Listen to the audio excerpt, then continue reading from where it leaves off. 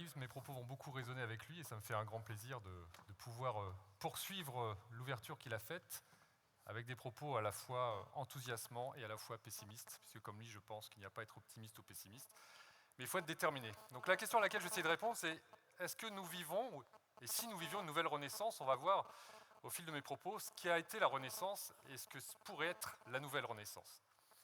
Mais avant de parler de renaissance, je vais vous parler de choses qui m'ont un peu bouleversé ces dernières semaines, ces derniers mois. La première chose, c'est que je suis tombé sur un article qui m'a vraiment fait froid dans le dos. Je vous le livre, c'est celui-ci. En Chine, les jeunes enfants qui vivent à Pékin, à Shanghai, à Shenzhen, ne savent pas que le ciel est bleu. Ça m'a rappelé un deuxième article que j'ai lu le 24 novembre 2014, donc il y a quelques mois.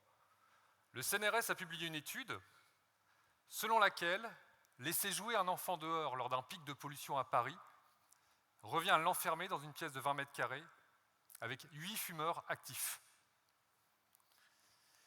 Et la question que je me suis posée, naturellement, a été combien d'enfants asthmatiques, combien d'insuffisances respiratoires qui provoquent des décès, combien de cancers qui touchent les enfants, allons-nous encore subir, accepter, jusqu'à ce que la pollution devienne inacceptable? C'est une question fondamentale qui peut paraître complètement déplacée aujourd'hui, puisque, comme vous le savez, dans le modèle économique dans lequel nous sommes depuis la première révolution industrielle, dont Hubert Reeves a très bien expliqué les conséquences néfastes et mortifères, l'accélération de la destruction de l'environnement, eh bien aujourd'hui, nous sommes arrivés à cette question fondamentale. Pouvons-nous bannir la pollution? Pouvons-nous continuer à supporter les effets collatéraux négatifs de cette intelligence humaine que nous avons mis au service de la destruction de l'environnement et donc, par conséquent, de l'espèce humaine?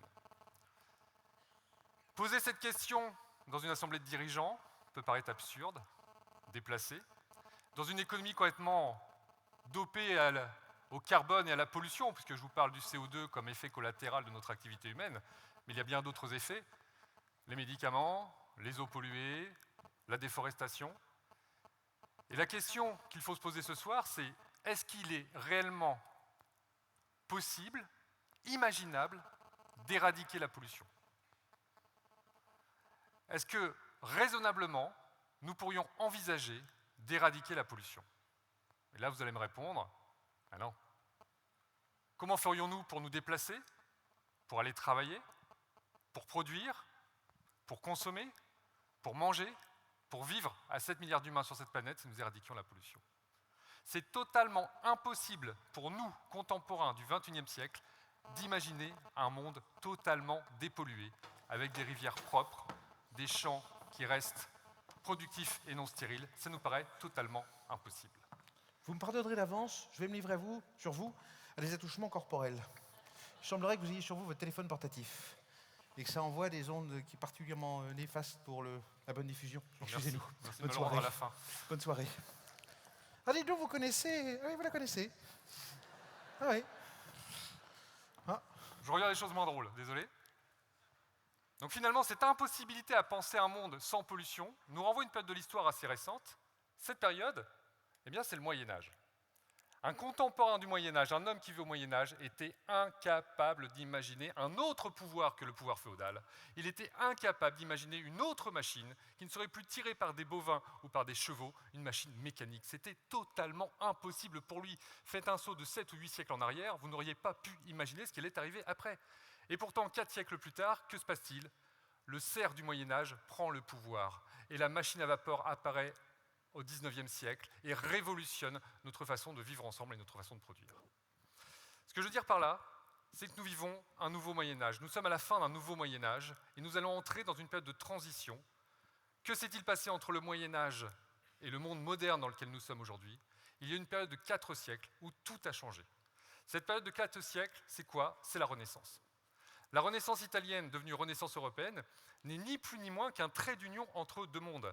La Renaissance, c'est cette période tampon durant laquelle tout va être réinventé, tout va changer au niveau technique, au niveau physique, géographique et au niveau philosophique. L'humanité va vivre différemment après la Renaissance. Et mon propos ce soir est de dire que peut-être nous avons la chance et la lourde responsabilité de vivre une nouvelle renaissance, mais elle ne va pas durer 4 siècles, celle-là. Le film vous l'a rappelé, nous sommes 7 milliards de cerveaux à bientôt être connectés, 3 milliards déjà, c'est-à-dire que les choses vont beaucoup plus vite, la connaissance circule beaucoup plus vite, et la nouvelle renaissance, si nous sommes dedans, elle va durer 25, 30 ans, 40 ans, 50 ans, ça va être extrêmement rapide. Et nous sommes déjà peut-être entrés dans cette nouvelle renaissance.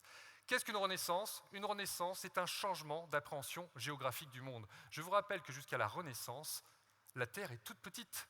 On n'avait pas encore les connaissances de M. Reeves pour nous montrer, et celles de Hubble pour nous montrer que l'espace était infini.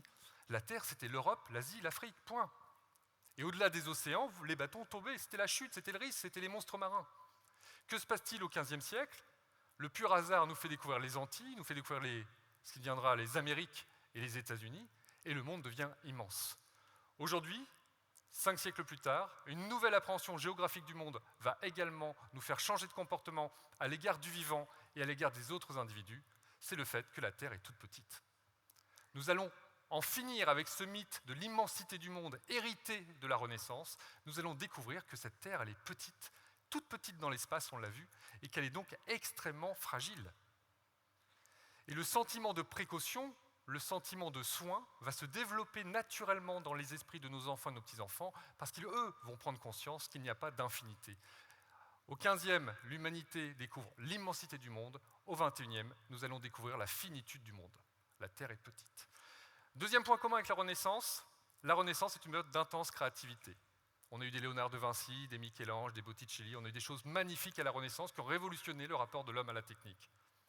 Aujourd'hui, depuis 25-30 ans, on l'a vu avec le CERN, l'accélérateur de particules, on l'a vu avec Internet, on l'a vu avec tous les progrès technologiques réalisés depuis ces quelques décennies. C'est phénoménal.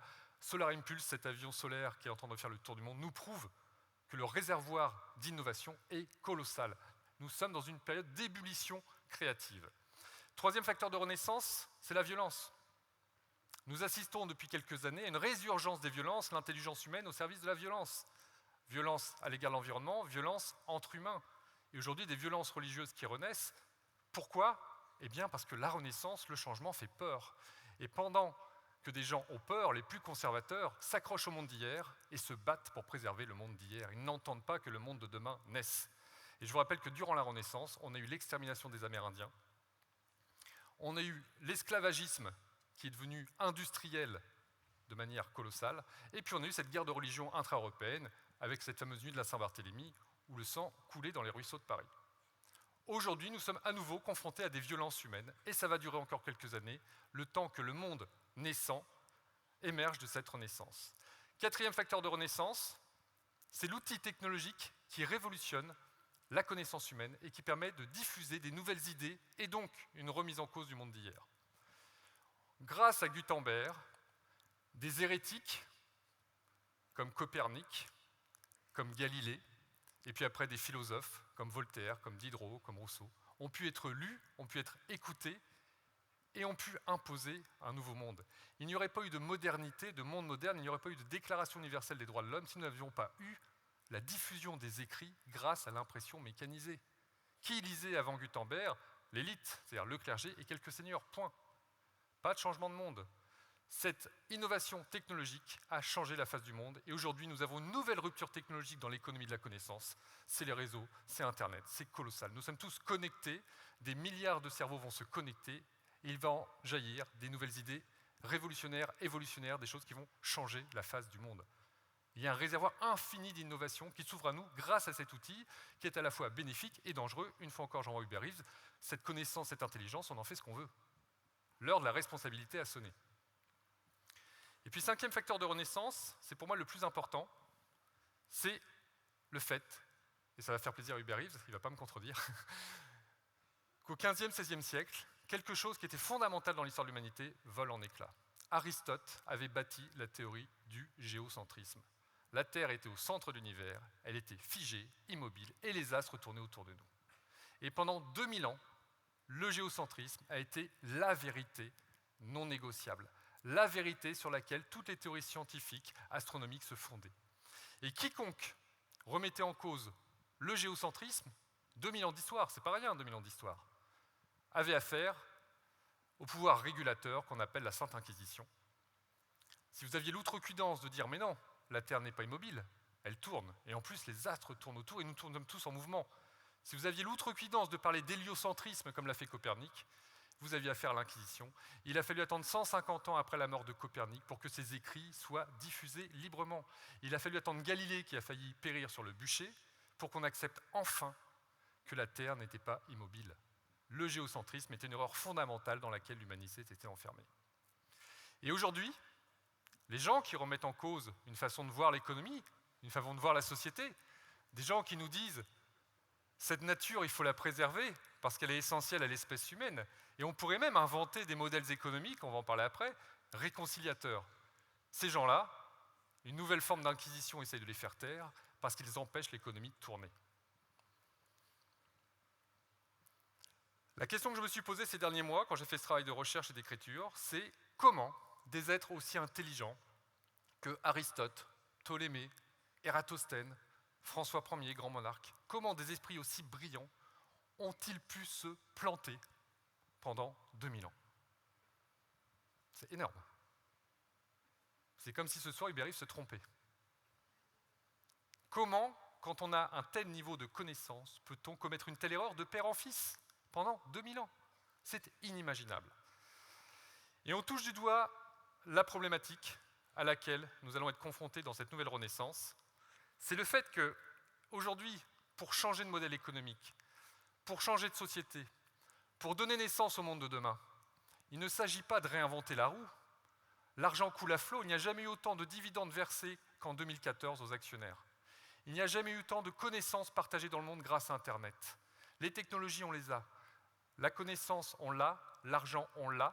Les volontés citoyennes, politiques sont en train d'émerger. Mais reste un problème de taille, c'est notre manière d'appréhender le problème qui nous pose problème. Edgar Morin synthétise ça de cette très belle phrase. La manière de penser que nous utilisons pour trouver des solutions aux problèmes les plus graves de notre ère mondialisée constitue elle-même un des problèmes les plus graves que nous devons affronter. Nous devons changer notre manière de penser, sinon ce sera l'extinction de l'espèce humaine, comme on l'a vu en première partie. Alors la question qu'il faut se poser, ça pète est susceptible, on va y arriver, c'est quel est le nouveau géocentrisme auquel l'humanité est confrontée en ce début du XXIe siècle? Quelle est cette vérité acquise non négociable qui est le ciment de l'humanité et dont personne ne peut s'attaquer, à laquelle personne ne peut s'attaquer pour changer le monde parce que ce n'est pas négociable? Eh bien, cette vérité acquise, ce nouveau géocentrisme qui va voler en éclats au cours des prochaines années, des prochaines décennies, il est même urgent qu'il vole en éclats, vous le connaissez, c'est le fait qu'il est essentiel, voire nécessaire, impossible de faire autrement. Nous devons sacrifier le vivant pour assurer le développement économique qui nous profite depuis 2 siècles et demi. Et ça, ce n'est pas négociable aujourd'hui. Parce qu'une fois encore, imaginez une économie réconciliatrice qui ne détruit plus du tout le vivant, qui ne pollue plus du tout, ça nous paraît totalement impossible. Alors nous tous, ce soir, partout dans le monde, et moi le premier, nous acceptons notre lot de pollution. Même les produits bio, les produits issus de la biodynamie sont transportés par des camions, lesquels peuvent rouler au colza ou au gaz naturel. Ils ont été fabriqués avec des aciers ou des plastiques qui ont nécessité une pollution. Nous portons tous notre lot de pollution, malgré nous ou de manière volontaire pour ceux qui sont les plus sceptiques au dérèglement humain causé par notre action. Il va donc falloir, comme l'a dit Hubert Reeves, et c'est quelque chose que je dis régulièrement, cesser notre guerre contre le vivant. Nous sommes en guerre contre le vivant, et comme on l'a vu, si on gagne cette guerre, c'est mal parti. Cesser notre guerre contre le vivant, c'est-à-dire en découdre avec une pensée philosophique héritée là encore de la Renaissance. Je vous renvoie à Descartes, à Montaigne, l'homme est hors sol. L'être humain n'est pas dans la nature, l'être humain n'est pas nature, l'être humain est au-dessus de la nature, et ça lui donne tous les droits. Il est maître et possesseur du vivant, il peut exploiter cette planète et en tirer les meilleures ressources. Et c'est le boom économique de la Renaissance, et c'est le boom économique des 30 Glorieuses. La problématique, c'est que tout ça ne fonctionne plus, on l'a vu, et ça va fonctionner de moins en moins si on continue dans cette voie mortifère et suicidaire. Donc il faut nous affranchir philosophiquement de ce mythe selon lequel tout ce qui touche à l'environnement, ça va contre l'économie. J'entendais encore James Cameron il y a quelques mois dire « l'environnement, ça suffit ». Le ministre australien, le Premier ministre australien, idem, et on l'a entendu aussi en France ces dernières années. Ça suffit, l'environnement, il faut arrêter avec ça. c'est l'économie qui compte. C'est dans du court-termisme, de l'aveuglement suicidaire, dont il faut sortir. Il faut réconcilier l'humanité avec cette planète qui fait que l'humanité peut vivre. Nous devons nous réconcilier avec le vivant, nous n'avons pas le choix. Et ça tombe bien, parce que cette réconciliation avec le vivant va nous aider à franchir une étape philosophique. Elle va nous franchir à surmonter la voie dans laquelle on s'enfonce, qui est, comme le disait très joliment le philosophe allemand Hans Jonas, la voie prise depuis 2 siècles nous mène vers l'impasse tragique. Il ajoutait, mais la nature mettra son ultime veto. Voilà. Alors pour éviter l'impasse tragique, il faut que nous réalisions ce saut philosophique. Il faut que nous puissions dire à nos enfants et à nos petits-enfants de quelle couleur était le ciel avant. Parce que c'est la question qu'ils vont nous poser dans quelques années. Ils vont nous dire c'était comment avant. Et que vont faire nos petits-enfants et nos enfants? Eh bien, ils vont nous considérer comme nous considérons les maîtres esclavagistes du XVIIe, du XVIIIe et du XVIe siècle.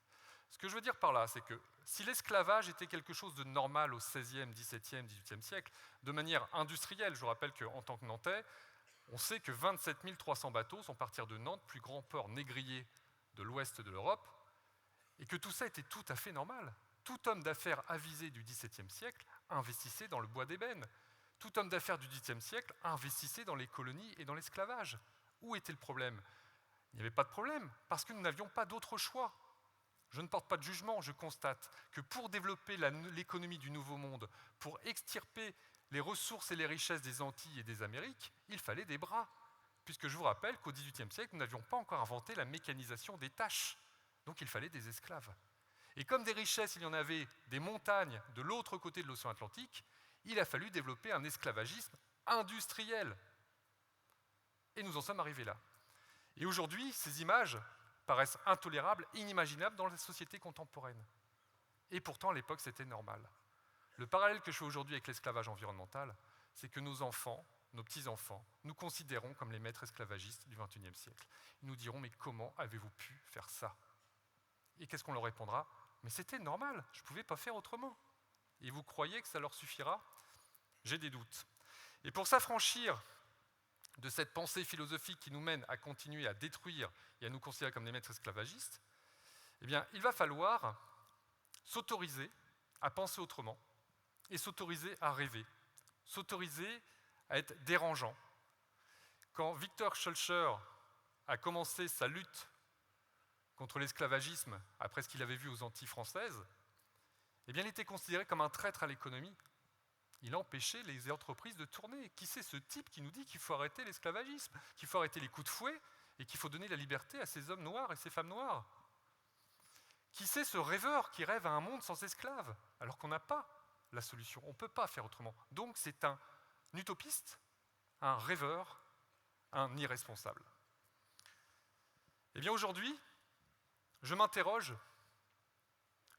à savoir qui sont les rêveurs. Est-ce que les rêveurs sont les dirigeants dans cette salle qui ont commencé à explorer des voies réconciliées avec la nature et l'environnement, qui créent des emplois sans impact environnemental, qui protègent la biodiversité, qui protègent l'environnement et qui continuent à créer des richesses, au pluriel, partagées et ES? Où sont ceux qui croient encore au mythe de la croissance infinie dans un monde fini? Qui sont les rêveurs? Qui sont les irresponsables? Je m'interroge. Pour conclure, vous m'aurez compris, si on veut basculer dans le monde de demain, si on veut sortir du Moyen-Âge, profiter de cette nouvelle renaissance et aboutir à un monde nouveau qui est complètement impossible à imaginer aujourd'hui avec les outils d'hier. Donc c'est un monde nouveau, différent. Il va falloir franchir une étape philosophique extrêmement importante. Comme l'humanité a su en franchir au fil des 7 millions d'années, il va falloir s'affranchir de la pollution, il va falloir abolir la pollution, comme nous avons su abolir l'esclavage en France au XIXe siècle. Pourquoi il faut abolir la pollution? Parce qu'aujourd'hui, ce n'est plus tolérable, c'est suicidaire, c'est mortifère. Et la chance que nous avons, c'est que nos nouvelles machines à vapeur nous tendent les bras. Si on a aboli la pollution au XVIIIe siècle, c'est parce que nous avions la solution alternative. Nous avions la machine à vapeur qui pointait le bout de son nez. Mais le premier tracteur et la première locomotive, ce n'était pas une réussite. C'était un brouillon. Mais néanmoins, ce brouillon, certains y ont cru. Et plus il croyait à ce brouillon, plus il regardait les esclaves et il se disait c'est pas possible, on ne peut plus faire ça. C'est le parcours psychologique de Schulcher d'ailleurs. Il a mis quelques années à demander l'abolition immédiate de l'esclavage. Et comment allons-nous faire? Eh bien, la première chose, c'est d'en prendre conscience. La deuxième chose, c'est de peut-être d'en discuter au niveau mondial. Moi, j'appelle une nouvelle controverse, un débat entre les tenants et les opposants de la pollution.